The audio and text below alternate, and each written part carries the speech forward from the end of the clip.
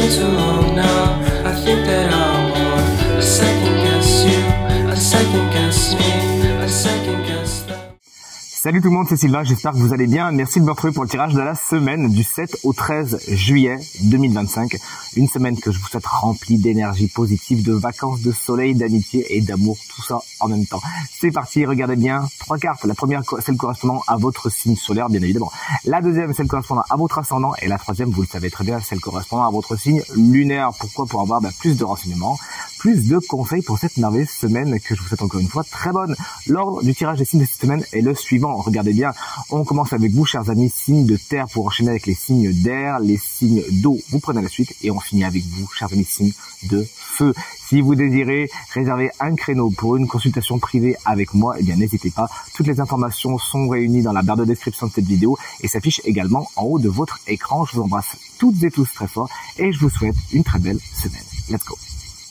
Chers amis signes de terre, coucou, voici les énergies de votre semaine de juillet du 7 au 13. Chevalier de bâton pour vous, chers amis taureaux. Attention à ne pas vous emporter cette semaine. C'est une énergie qui, lorsqu'elle est inversée, représente la non-canalisation des désirs, des impulsions. Vous pourriez donc aller peut-être un peu vite en besogne, aller un petit peu trop vite ou ruer dans les brancards. On vous invite vraiment à avoir un plan détaillé et à bien vous renseigner avant de vous lancer à l'aventure. D'ailleurs, il peut y avoir des aventures prévues cette semaine qui peuvent être un peu contrarié, à moins que ce cheveu de bâton ne représente un signe de feu qui jalonne votre semaine, c'est-à-dire Bélier, Lion ou Sagittaire, quelqu'un avec qui il pourrait y avoir des étincelles. Voici la carte du 10 de Pentacle pour vous, chers amis Vierges, une carte très positive qui vous annonce de bonnes nouvelles, notamment au niveau du matériel et du financier. Il peut y avoir une rentrée d'argent intéressante, il peut y avoir une transmission, des donations, des legs. Ça peut également être des transmissions immatérielles, on pourrait vous transmettre un savoir, une connaissance, une compétence, ou ça peut être dans le sens inverse. Et cette carte fait la part belle également aux rapprochements familiaux cette semaine. L'as de bâton est à l'envers pour vous, chers amis Capricorne.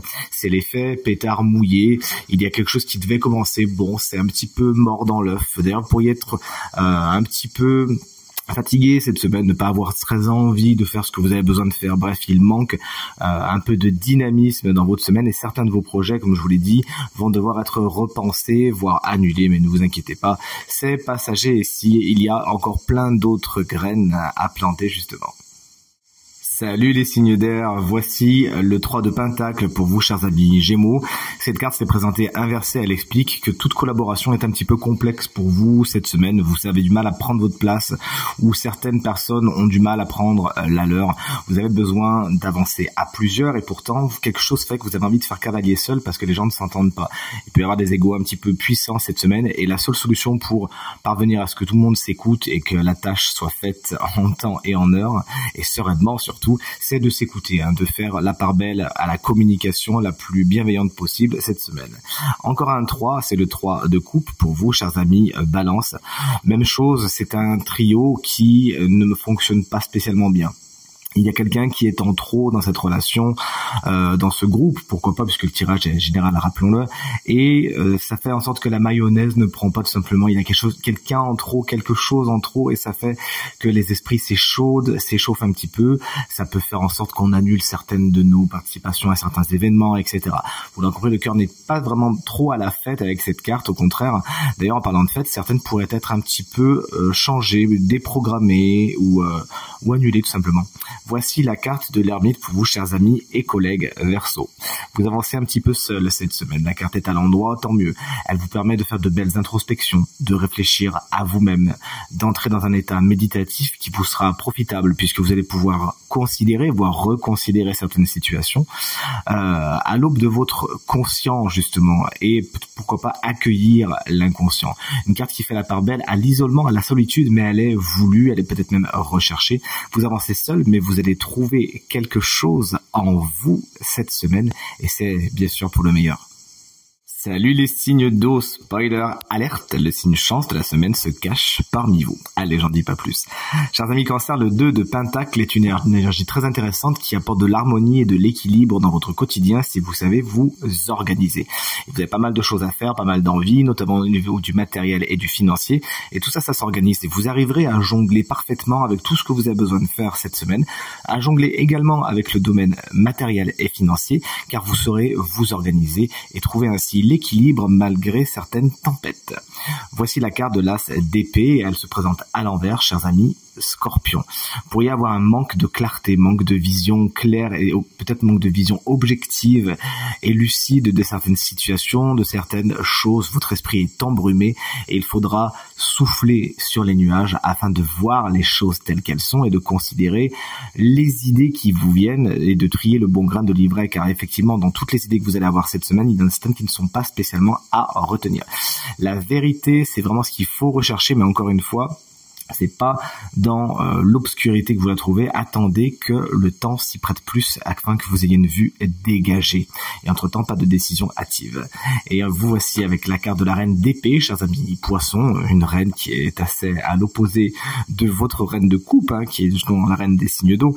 La reine d'épée vous confère beaucoup justement de lucidité, de diplomatie, mais aussi de rigueur, peut-être un peu de froideur cette semaine, afin de prendre les bonnes décisions, d'analyser les choses telles qu'elles sont. Alors on le sait, l'énergie poisson, vous arrivez toujours à vous servir de l'énergie émotionnelle et des tréfonds de ce qui se passe en vous pour considérer les situations. Bien là, vous avez aussi l'aide de la reine d'épée qui sera mettre de la rigueur et de la logique et beaucoup de discernement dans votre appréciation, votre compréhension des situations qui vous entourent. Peut-être que c'est un signe d'air également qui est important pour vous cette semaine, c'est-à-dire Gémeaux, Balance et Verseau, qui sera apporté justement de la rigueur et de la discipline à votre semaine.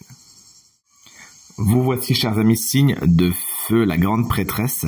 C'est votre énergie principale pour vous, chers amis Bélier.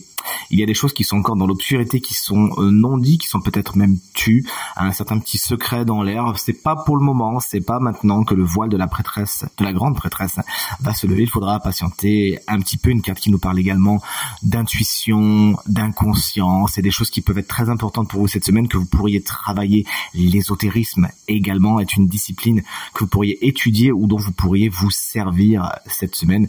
Vous plongez dans les tréfonds de vous-même. C'est une carte qui fait la part belle à la patience, à l'étude également. Vous nous en direz des nouvelles. En tout cas, votre intuition est au beau fixe et vous permettra de comprendre certaines personnes, certaines situations d'une façon instinctive, de façon innée et donc intuitive. Chers amis, Lion, votre reine, la reine des signes de feu, la reine de bâton se présente à l'envers.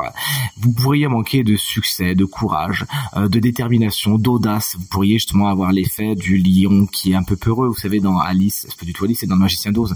Et il s'agira justement de vous booster un petit peu, de vous mettre un coup de pied derrière les fesses pour y croire, pour vous remonter un petit peu et retrouver la niaque qu'on vous connaît. Surtout, ne vous comparez pas aux autres, chers amis Lion, ça ne ferait qu'ébranler votre ego, vous n'avez pas besoin de ça.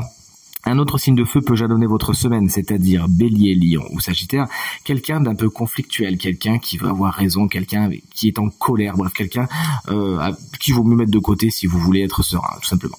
Et enfin, chers amis, c'est dur à dire, Sagittaire, voici la carte du 7 de Pentacle, elle se présente à l'endroit et vous confère beaucoup de patience. Vous savez donner du temps au temps.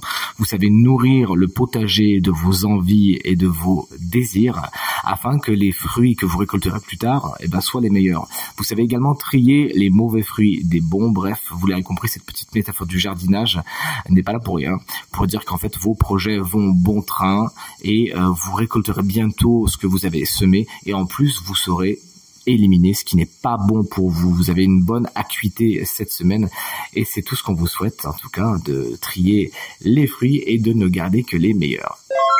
Découvrons à présent le signe chance de la semaine qui bénéficiera d'une guidance supplémentaire. On le sait, c'est un signe d'eau, mais est-ce les cancers, les scorpions ou les poissons? Eh bien, c'est avec grand plaisir que je vous dis que c'est vous, chers amis cancer.